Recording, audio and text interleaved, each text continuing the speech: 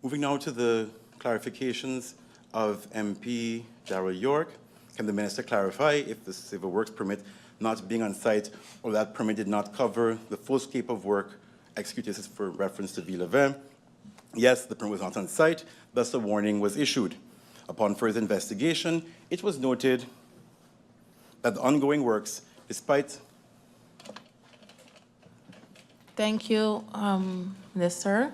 MP Irian, you can make use of your interruption. Thank you, Madam Chair. It's a bit unfortunate that we didn't, let's say, establish the questions that are not going to be answered and so forth, because now I have to use my interruption now to ask about questions not being answered, which I think is very unfair. I specifically asked a question regarding the civil works permits, and I asked about the retroactiveness about regarding the civil works permit, and the minister mentioned it can be by case basis. I asked, how is it? It's like, are these 8 questions regarding the clarification of what the minister said? So can we please either get them or let me know if you're not going to answer them? So, Madam Chair, through you. Thank you, MP Irian.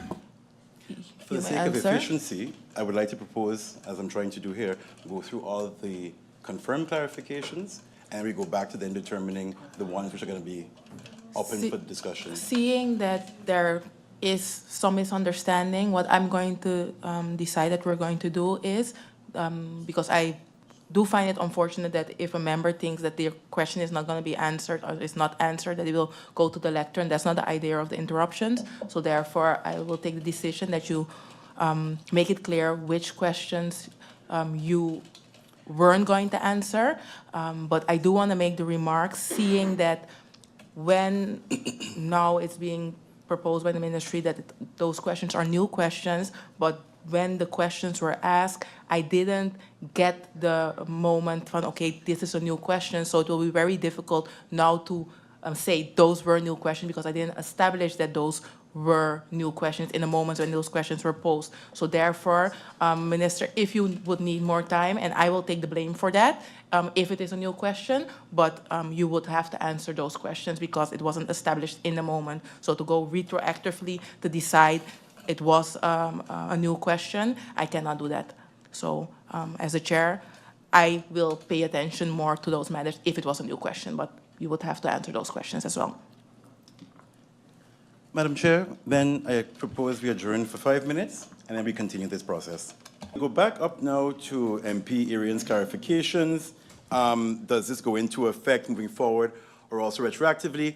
Ministerial regulations generally apply moving forward. However, in exceptional cases, particularly where there's a significant environmental impact or public safety concerns, the regulation may be applied retroactively. Such decisions are made with great caution and only when clearly justified in public interest. How many grace periods were given? No grace periods were given. What are the criteria and legal basis for granting?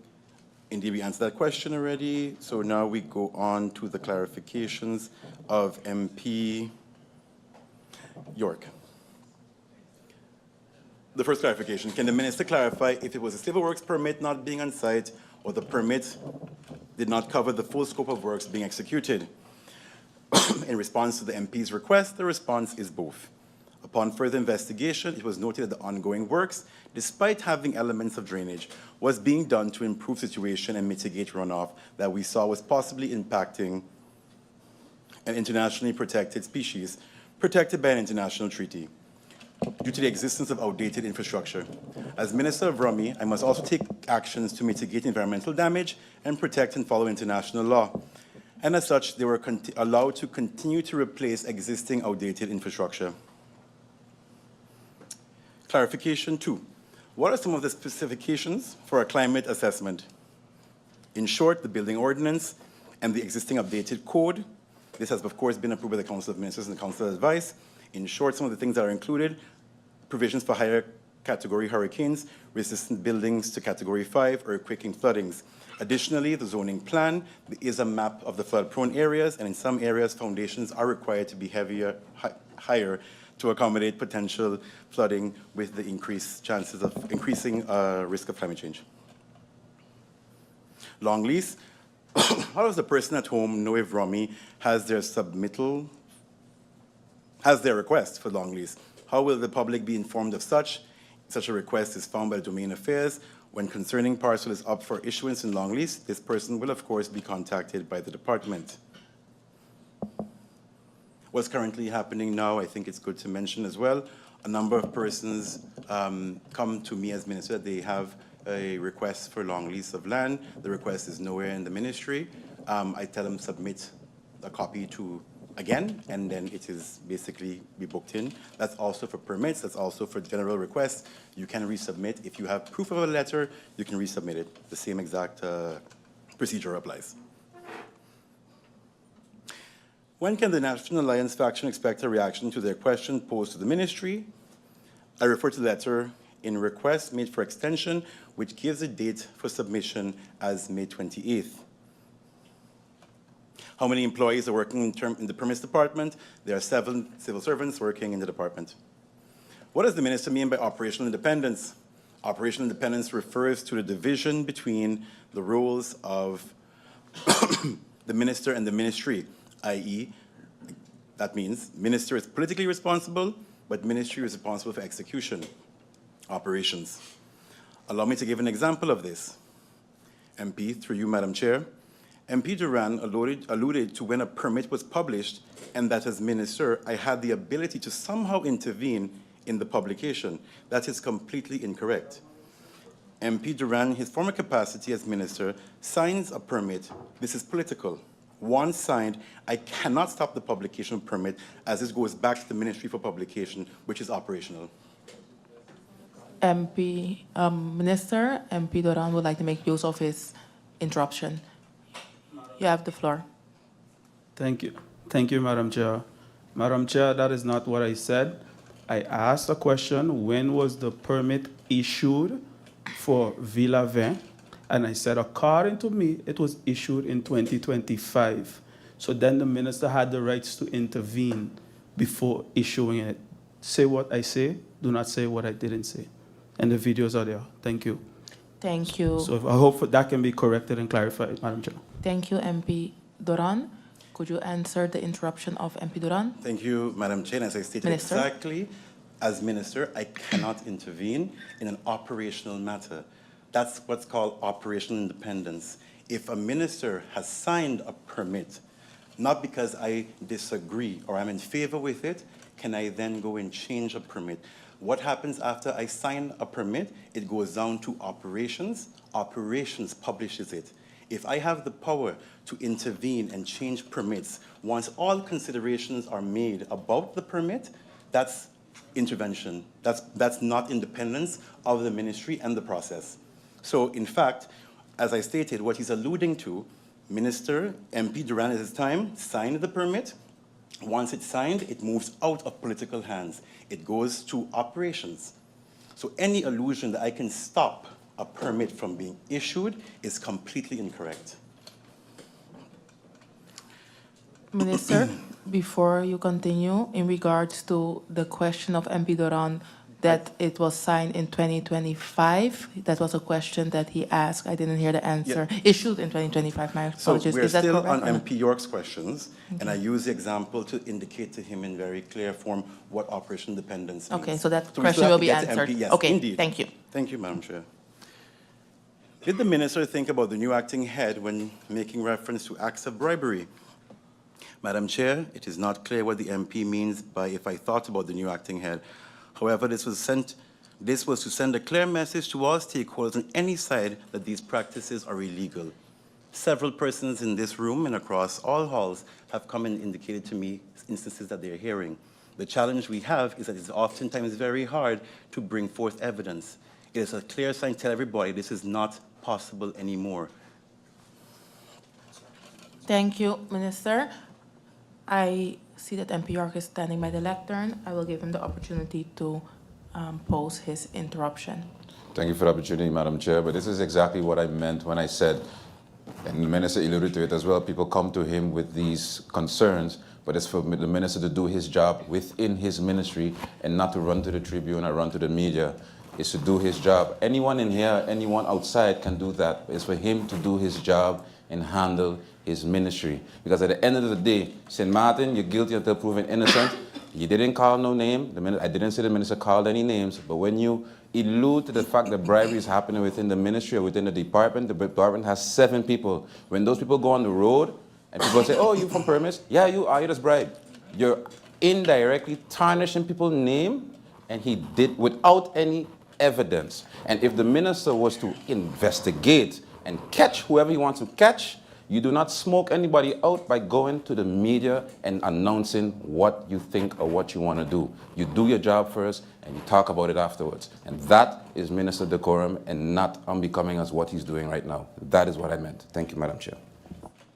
Thank you, MP York.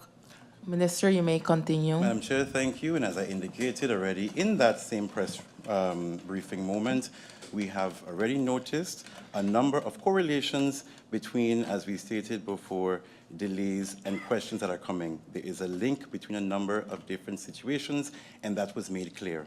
So airing out anybody has been the case. I've actually made mention of this several times during my tenure. Thank you. Moving on. Is a policy handbook the only fix to counteract illicit behavior within the permits department? No, however, it's a very impactful instrument. How long is the process for processing a civil works permit after a building permit has already been approved? This is, of course, linked to Article 28A sub 6. The minister shall decide within 60 days after the request for consent has been submitted. The decision must be postponed once for a maximum of 30 days. May. Oh, yes. Where can the public find the grounds for denying a civil works permit? All the laws of St. Martin are publicly available in the government's Lokale Wet en Regelgeving portal. I will make this link actually available publicly, so it's easier to locate, because I'm sure it's hard to do this now. In particular, the grounds for refusing civil works in civil engineering permit are set out in the spatial planning law. You can find them at the Landsverordening Ruimtelijke Ontwikkeling Planning, Article 28, sub 4. The minister may withhold his or her consent of the proposed works and activities if the proposed activities would, from the perspective of public interest, give rise to serious objections due to 1, irreparable damage to nature or the environment, 2, the current use of the land and the surrounding lands, or C, irreparable infringement on the anticipated spatial development of the land and the surrounding lands. And of course, as stated before, we can always share these more in the future. Moving down to the clarifications of MP Duran, isn't the law clear enough to define the requirement for civil works permit? No, this is why sub 12 of Article 28A was included in the new law, creating a necessary possibility to create the further criteria. While the law does not establish general requirement for obtaining a civil works permit, it often lacks the detailed specifications needed for practical implementation. That's why it's common and necessary for policies, manuals, or guidelines to be developed by the responsible ministry to clarify procedures, documentation, and evaluation criteria. MP Duran has a second clarification point. Legal basis of zoning plans. Did the zoning public consultations take place for these zoning plans, Simpson Bay and Kupakoi? All 13 draft zoning laws hold weight. All have been through public consultation. There are 5 that have gone through a further public hearing. Kupakoi is not part of this list, but still has, as a policy basis, as it has been presented to the public. The court confirmed this in the most recent verdict related to all draft zoning laws. Was the building permit reissued in 2025? The question was raised during the second round if the permit was reissued in 2025. As stated, the response was and remains no. However, I believe, through you, Madam Chair, the MP was asking whether the permit was issued during my term. The answer for that is yes. It was part of an ongoing operational process, and this is also what is meant by operational independence. Which minister issued the permit to develop a beach policy in Indigo Bay? It was the then minister from me in May 2012. Which advice supersedes within the ministry? No advice supersedes the other. If there is a conflicting advice, it is up to the minister to investigate and make the right decision. Will others be getting a stop order just as Westview? all construction in violation of building regulations are liable for a stop order. Minister, before Yeah. you continue, you just referred to minister. Just for clarification, can you refer to which minister you're referring to? If you're referring to yourself or if you're referring to your predecessor, just that it's clear. And Madam Chair, I gave a date of mid-2012. It couldn't be myself or the minister before me. okay, could you then refer to which minister you're referring to? Should I refer Thank to the you. minister if he's not in this room to defend, or just? Okay. It was issued by the then Minister of Romy, Maurice Lake. Thank you. You may continue. I want to also point out, too, that in the signature that we've seen, it's still a bit hard to determine exactly who, but we do believe from the timeline that that's who the minister was.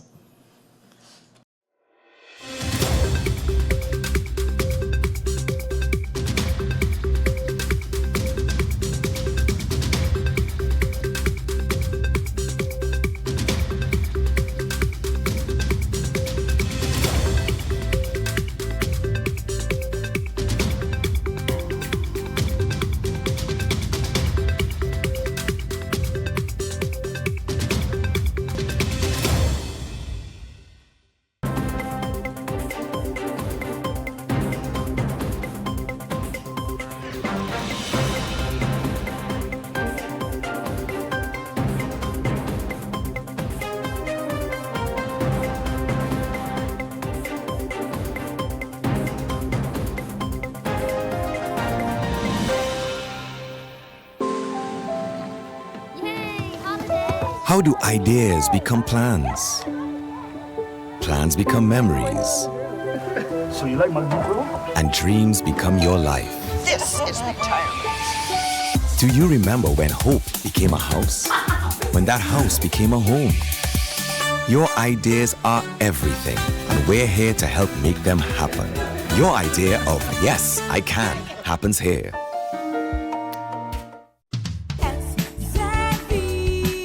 Your social and health insurance is your social and health insurance. Are you SXM insured? Do you have a valid medical insurance status? SXM is cardless. Request your My SXM account today and enter the virtual office of SXM. Go to sxv.sx and sign up now. Your social and health insurances.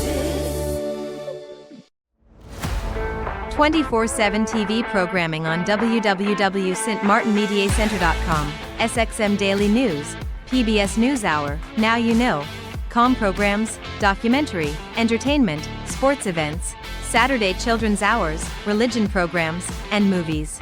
Click on SXM TV broadcast to see your favorite programs.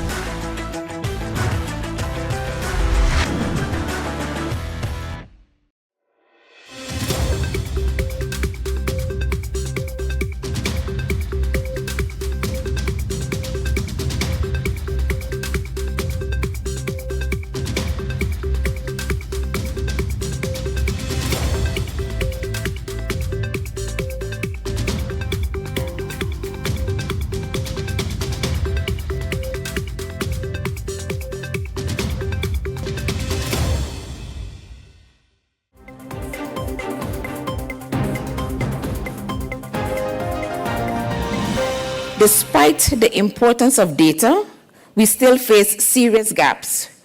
Crucial statistics like tourism arrivals, employment figures, fiscal indicators, and environmental data are often outdated, incomplete, or unavailable. Researchers among us today can attest to the difficulty in locating the data they need. What's worse, data is often siloed between ministries, making interagency collaboration difficult. How can we plan tourism campaigns or infrastructure investments without accurate tourism trends? Or ensure fiscal discipline without reliable fiscal data? Or protect natural resources without environmental statistics? Sherlock Holmes once said, "It is a capital mistake to theorize before one has data." In policymaking, it is not just a mistake, it is a sin. Inadequate data hinders not just administration, it affects our economic resilience and social development. Poor data leads to flawed decisions, inefficient resource use, missed opportunities, and sometimes policies that make problems worse. What we need is real-time, actionable data to support swift, flexible, and evidence-driven policymaking. Take COVID-19. Our ability to respond to that crisis depended on timely data about public health, employment, tourism, and economic stability. Similarly, Hurricane Irma showed us the cost of not having detailed real-time data at hand. These events underscored the urgency of building a robust data ecosystem. Today, I reaffirm our government's commitment to developing such a system, one that promotes data-driven decision-making, that is inclusive, transparent, and sustainable.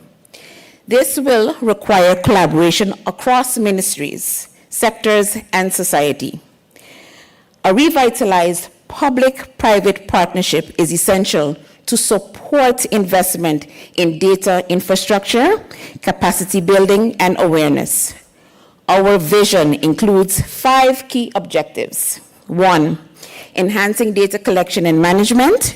2, promoting data accessibility and transparency. 3, building analytical capacity. 4, leveraging technology. 5, fostering regional and international collaboration. This is a shared responsibility. Government must prioritize data in strategic planning. Tourism and economic planners must integrate data collection into operations. Financial institutions and insurers can contribute useful data sets, and civil society can help interpret and apply the information for the public good. I must also emphasize the vital role of the private sector. Businesses generate valuable data on consumer behavior, market trends, and supply chains. When shared responsibility, this can vastly improve our understanding of the economy. Embracing better data has wide-reaching effects and benefits, such as evidence-based policymaking, economic resilience, transparency and accountability, competitiveness, and social development. In closing, I urge all of us, public and private sector leaders, academics, and civil society, to become champions of data excellence. Let this symposium be more than a discussion. Let it drive real change, improved data standards, smarter technology use, more training, and stronger partnerships. Together, we can transform data from a scarce resource into a strategic asset, one that empowers us to build a resilient, prosperous, and sustainable St. Martin. I thank you.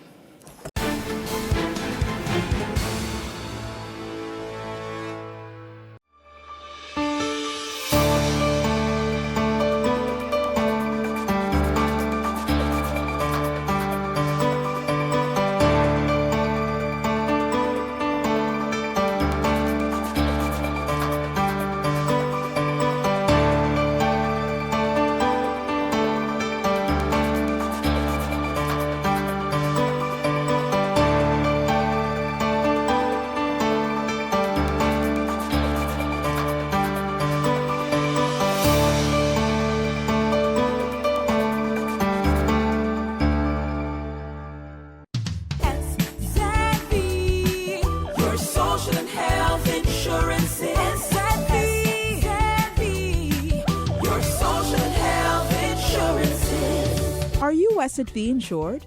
Do you have a valid medical insurance status? SXV is cardless. Request your My SXV account today and enter the virtual office of SXV. Go to sxv.sx and sign up now. SXV, yeah, your social and health insurance.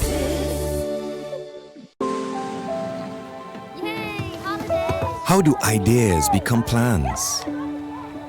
Plans become memories, So you like Magbuko? and dreams become your life. This is retirement. Do you remember when hope became a house? When that house became a home? Your ideas are everything, and we're here to help make them happen. Your idea of yes, I can happens here. 24/7 TV programming on www.stmartinmediacenter.com, SXM Daily News, PBS NewsHour, Now You Know, Com programs, documentary, entertainment, sports events, Saturday children's hours, religion programs, and movies. Click on SXM TV broadcast to see your favorite programs.